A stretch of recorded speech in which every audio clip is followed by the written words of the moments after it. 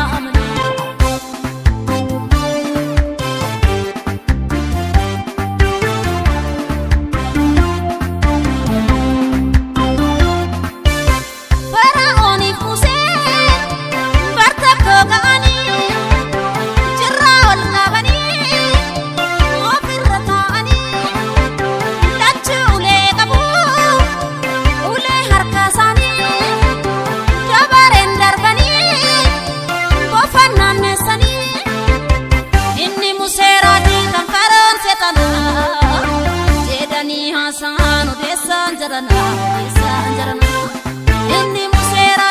fara'oon seexanaa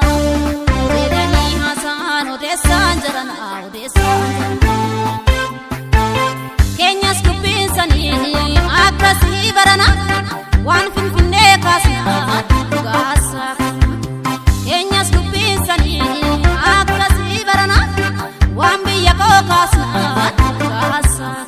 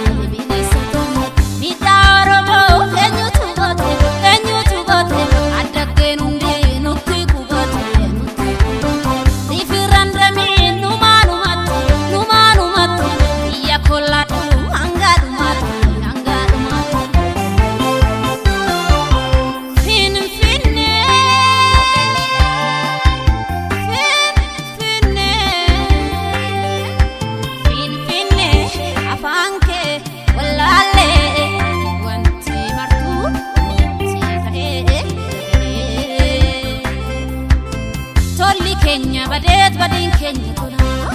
sabna kam ta'e tokko jirroon tokkumma Oromoo isiwa imbarre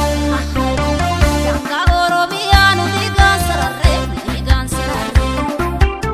tolli Kenya badet badin Kenya tola sabna kam ta'e tokko jirroon tokkumma Oromoo isiwa imbarre ganga Oromiyaa nu diigaan sararre